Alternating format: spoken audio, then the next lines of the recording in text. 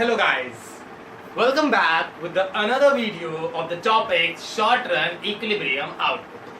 आज हम लोग बात करेंगे हमारे शॉर्ट रन इक्विलिब्रियम आउटपुट के जो डिटर्मिनेशन थे, यानी कि कहाँ पे मेरा इक्विलिब्रियम लेवल जो है वो मीट करता है, उसके सेकंड कॉन्सेप्ट। फर्स्ट कॉन्सेप्ट जो था हमारा aggregate demand and aggregate supply approach, यानी कि एडी एंड एएस अप्रोच, वो हमने अपनी लास्ट वीडियो में कवर अप कर लिया है। अगर आपने अभी तक वो वीडियो नहीं देखी है तो पहले उस वीडियो को देख लीजिए, क्योंकि आज की जो क्लास है हमारी वो उसी टॉपिक का एक एक्सटेंड वर्जन है, या उसी टॉपिक से ही रिलेटेड आज की हमारी क्लास है। तो पहले उस क्लास को फिनिश कर लीजिए। अगर वो कॉन्सेप्ट समझ में आ गया तो ये समझना आपके लिए काफी इजी हो जाएगा। आज का जो हमारा कॉन्सेप्ट है वो है second concept, S and I approach. S and I approach का मतलब यहाँ पे क्या हो गया, S refers to the saving and I refers to the investment.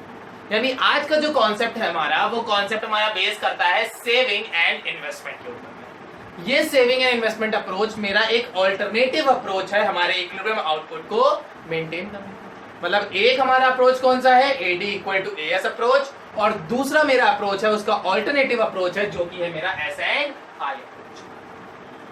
इस अप्रोच में भी सेम एज इट इज जैसे हमने एडी एंड एएस में शेड्यूल बनाया था, सेम उसी तरह हम लोग यहाँ पे भी शेड्यूल बनाएंगे, जिस शेड्यूल में मेरे पास इनकम और कंजप्शन यहाँ पे दिए गए होंगे। तो सबसे पहले हम इनकम लेट कर लेंगे। तो इनकम हमने यहाँ पे लेट कर लिया 0 से लेके 140 तक, जिसमें 20-20 का चेंज होगा। यानी कि मेरी इनकम का जो शेड्यूल होगा वो कैसा होगा, 0, 20, 40, 60, 100, 120 एंड 140। ये मैंने यहाँ पे इनकम कंसीडर किया। नेक्स्ट मेरा यहाँ पे हम लोग बात करेंगे मेरे कंजप्शन की। तो कंजप्शन मेरा यहाँ पे क्या लेंगे हम लोग, कंजप्शन की जो स्टार्टिंग मैंने करी है वो मैंने करी है यहाँ पे 30 से। कंजप्शन का जो रेट होगा वो मेरे इनकम के रेट से थोड़ा सा कम होगा। तो जब यहाँ पे मेरा 20-20 का चेंज है तो कंजप्शन में मैंने यहाँ पे लिया है 10 का चेंज। मतलब इनकम में चेंज 20 का है और कंजप्शन में चेंज हमारा 10 का है। तो यहाँ पे क्या हो गया, 30 से मैंने स्टार्टिंग करी है, 10-10 का चेंज आ रहा है, यानी 30 plus 10 40, 40 plus 10 50, 50 plus 10 60, 60 plus 10 70, 70 plus 10 80, 80 plus 10 90 and 90 plus 10 100। जैसा कि मैं आपको पहले भी बता चुका हूं और हमारे लास्ट चैप्टर में भी आपने पढ़ा था, हमारी जो इन्वेस्टमेंट होती है वो इन्वेस्टमेंट हमारे हर लेवल ऑफ आउटपुट पे कांस्टेंट होती है। मतलब कि हम इनकम चाहे 0 अर्न कर रहे हो, चाहे इनकम 100 अर्न कर रहे हो, चाहे इनकम 1000 अर्न कर रहे हो, या फिर लाख अर्न कर रहे हो, मतलब मेरी इनकम कुछ भी हो, whatever the income it is, but our investment should be constant. मतलब मेरी इनकम चाहे जो भी हो जाए, जो कुछ भी हो जाए मेरी इनकम, बट मेरी इन्वेस्टमेंट कैसी होगी, कांस्टेंट होगी। मेरी इन्वेस्टमेंट कैसी होगी, कांस्टेंट होगी। तो यहाँ पे मैंने अपनी इन्वेस्टमेंट को लेट कर लिया कांस्टेंट 20 लेट कर लिया। अब मेरे पास इनकम गिवन है, कंजप्शन गिवन है एंड इन्वेस्टमेंट गिवन है। सेविंग निकालने का मेरा सिंपल सा वही यहाँ पे फॉर्मूला हम लोग वही वाला यूज करेंगे, saving is equal to income minus consumption. ये फॉर्मूला यूज करेंगे हम लोग सेविंग कैलकुलेट करने के लिए। तो यहाँ पे हम सेविंग निकालने के लिए y माइनस सी, 0 minus 30 minus 30, 20 minus 40 minus 20, 40 minus 50 minus 10, 60 minus 60 0, 80 minus 70 10, 100 minus 80 20, 120 minus 90 30 और 140 माइनस 100 40। ठीक, जैसे कि यहाँ पे हम लोग पढ़ रहे हैं एस एंड आई अप्रोच, तो यहाँ पे हम लोग क्या चेक करेंगे कि मेरी सेविंग एंड इन्वेस्टमेंट ये किस पॉइंट पे इक्वल है। तो सेविंग और इन्वेस्टमेंट जिस पॉइंट पे इक्वल है वो है मेरा ये, इस पॉइंट पे मेरी saving is equal to the investment. इसके ऊपर के ये जो पॉइंट है सारे के सारे, यहां पे मेरा क्या है, investment is greater then saving. ये जो नीचे के 2 पॉइंट है, यहाँ पे क्या है, saving is greater then investment. ठीक, तो अब यहाँ पे हम लोग एक शेड्यूल कर्व बना लेंगे। कर्व कैसा होगा, y एक्सिस पे सेविंग एंड x एक्सिस पे इनकम। अब इन्वेस्टमेंट, जैसे आप सभी को पता है कि इन्वेस्टमेंट मेरी कैसी होती है, कांस्टेंट होती है। इन्वेस्टमेंट में तो कोई चेंज है नहीं, तो इन्वेस्टमेंट मैंने यहाँ पे 20 का लेट करके सब में कांस्टेंट कर दी। तो मेरा इन्वेस्टमेंट का ग्राफ कैसा हो गया, कांस्टेंट हो गया। सेविंग जो है वो मेरी -30 से स्टार्ट हुई है, तो इसलिए मैंने इसको नेगेटिव से स्टार्ट किया। तो सेविंग का ग्राफ जो है वो नेगेटिवली स्टार्ट होगा, क्योंकि इनिशियल स्टेज में मेरी सेविंग कैसी होती है, नेगेटिव होती है।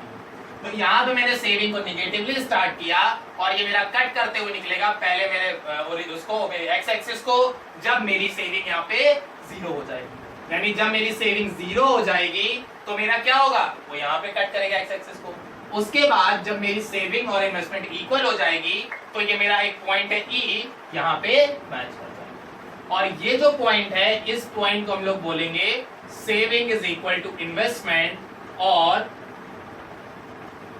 Equilibrium point. क्या बोलेंगे? Equilibrium point. इसके पहले का जो मेरा ये वाला पूरा एरिया है, ये जो मैंने एरिया यहाँ पे बनाया हुआ है, इस एरिया में देखिए क्या है, इन्वेस्टमेंट ज्यादा है और सेविंग निगेटिव है, यानी यहाँ पे investment is greater then saving. ये मेरी पहली डिसइक्विलिब्रियम कंडीशन है। ये जो मेरा पूरा एरिया है, यहाँ पे देखिए सेविंग ज्यादा है और इन्वेस्टमेंट कम है, तो ये जो मेरा पॉइंट हो गया, यहाँ पे saving is greater then investment, ये मेरा सेकेंड स्टेप।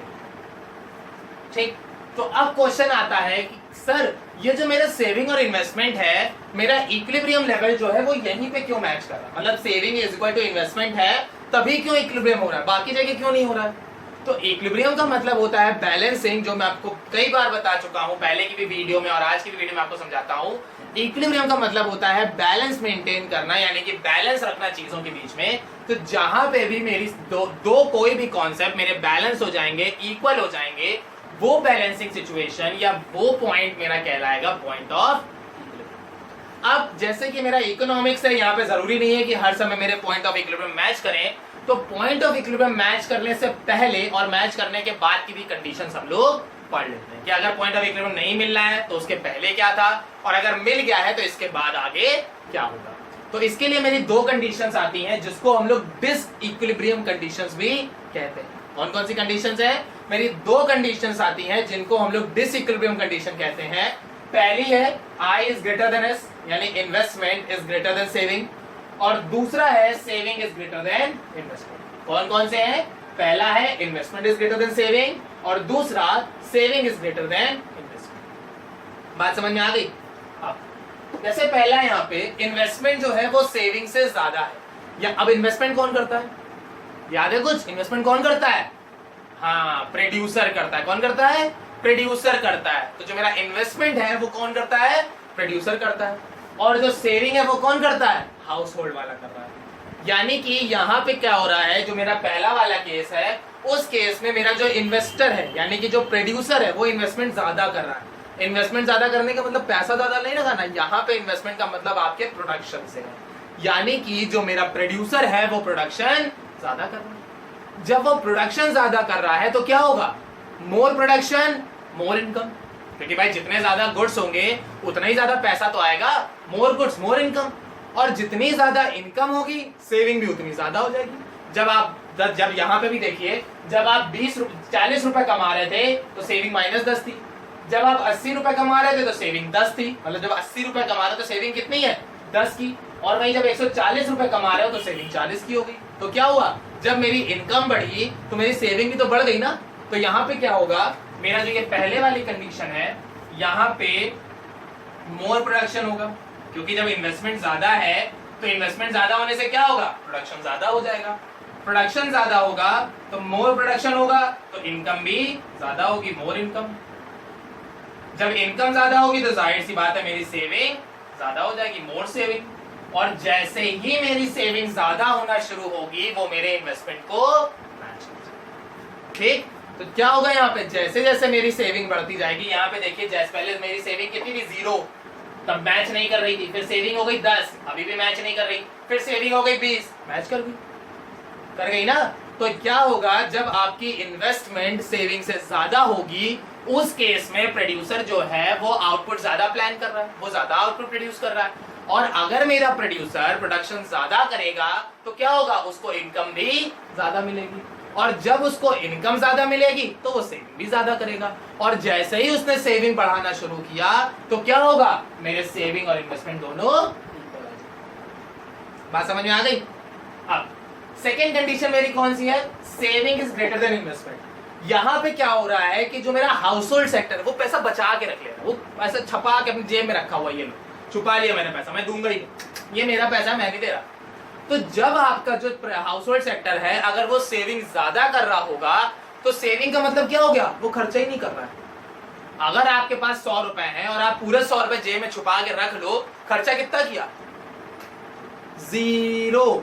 आपने कुछ भी खर्चा नहीं किया, तो क्या होगा? जब आप मार्केट में इकोनॉमी में कुछ खर्चा ही नहीं कर रहे हो, कुछ एक्सपेंसेस ही नहीं कर रहे हो, यानी आप डिमांड ही नहीं कर रहे हो, क्योंकि खर्चा नहीं करना इज इक्वल टू डिमांड नहीं करना।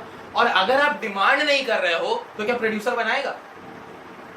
अगर आप डिमांड ही ना करो, आप मांगो ही ना, तो क्या प्रोड्यूसर बना के देगा? बिल्कुल नहीं देगा। तो प्रोड्यूसर क्या करेगा? आउटपुट कम कर देगा। और जैसे ही उसने प्रोडक्शन कम किया तो less production less income, less income less saving, और जैसे ही सेविंग मेरी लेस होगी, सेविंग यहां कम होना शुरू हो जाएगी और एक पॉइंट आएगा जब मेरी सेविंग और इन्वेस्टमेंट इक्वल हो जाएगी। तो यहां पे क्या होगा? जब मेरी सेविंग ज्यादा होगी, सेविंग ज्यादा होने से क्या होगा? Less expenditure. सेविंग ज्यादा होने से क्या होगा? यहां पे लेस एक्सपेंडिचर। एक्सपेंडिचर होगा तो लेसर आउटपुट प्लान। जब भाई आप खर्चा ही नहीं कर रहे हो, आप खर्चा ही नहीं करना चाहते हो, तो प्रोड्यूसर बनाएगा भी नहीं, और जब प्रोड्यूसर नहीं बनाएगा, लेसर आउटपुट होगा, तो उससे आपकी इनकम क्या हो जाएगी? Lesser income. और लेसर इनकम से क्या हो जाएगा? Lesser saving. यानी कि यहाँ पे चीजें मेरी क्या हो गई कि जब आपका सेविंग ज्यादा होगा तो वहां पे क्या होगा? हम खर्चा नहीं कर रहे हैं, और जब हम खर्चा नहीं कर रहे हैं, कंजप्शन ही नहीं कर रहे हैं, डिमांड ही नहीं कर रहे हैं, तो उस केस में क्या होगा? प्रोड्यूसर बनाएगा ही नहीं, क्योंकि भाई जब तुम डिमांड ही नहीं कर रहे हो, तुम कुछ बनाना ही नहीं चाह रहे हो, तो प्रोड्यूसर बनाएगा भी नहीं। और जब प्रोड्यूसर कुछ प्रोड्यूस ही नहीं करेगा तो उसको इनकम नहीं होगी, और जब उसको इनकम नहीं होगी तो फिर सेविंग भी नहीं होगी। अब यहाँ पे ये कंफ्यूज मत होना, सेविंग जो है वो हमारा हाउस होल्ड भी कर रहा है और प्रोड्यूसर भी कर रहा है, क्योंकि यहाँ हम पूरी इकोनॉमी की बात कर रहे हैं। यहाँ किसी इंडिविजुअल को लेके मत सोचना, यहाँ इकोनॉमी है, पूरा पूरा देश चल रहा है यहाँ पे। तो अगर एक पर्सन सेविंग कर रहा है और दूसरा नहीं कर रहा तो डजंट मैटर, क्योंकि पूरी इकोनॉमी की बात हो रही तो कोई ना कोई तो कर ही रहा हो। तो वही चीज यहाँ पे है कि मेरा आई एंड एस अप्रोच में दो डिसइक्विलिब्रियम कंडीशन होती है। पहली I is greater than S, दूसरी S is greater than I, या इसको I is less than S भी बोल सकते हैं। इन्वेस्टमेंट ज्यादा होगी तो इन्वेस्टमेंट ज्यादा तो प्रोडक्शन ज्यादा, प्रोडक्शन ज्यादा तो इनकम ज्यादा, इनकम ज्यादा तो ऑटोमेटिकली सेविंग आप ज्यादा करोगे। और सेकेंड कंडीशन में अगर आप पहले से ही सेविंग कर रहे हो, यानी आप खर्चा नहीं कर रहे हो, और जब आप खर्चा नहीं कर रहे हो, एक्सपेंडिचर नहीं कर रहे हो, तो क्या होगा? प्रोड्यूसर प्लान नहीं करेगा बनाने के लिए, और जब वो प्लान ही नहीं करेगा, यानी कि गुड्स प्रोड्यूस ही नहीं करेगा, तो उसको इनकम नहीं होगी, और जब उसको इनकम नहीं होगी तो क्या होगा? सेविंग अपने आप कम हो जाएगी, और जैसे ही मेरी सेविंग कम होगी, ये दोनों मेरे फिर से इक्वल हो जाएंगे। बात समझ में आ गई? तो ये था मेरा आज का कॉन्सेप्ट, जो था मेरा S&I अप्रोच। आई होप सबको सारी चीजें क्लियर हो गई होंगी। अगर कुछ चीजें रह गई हैं तो आप कमेंट सेक्शन में पूछ सकते हैं। Thank you class.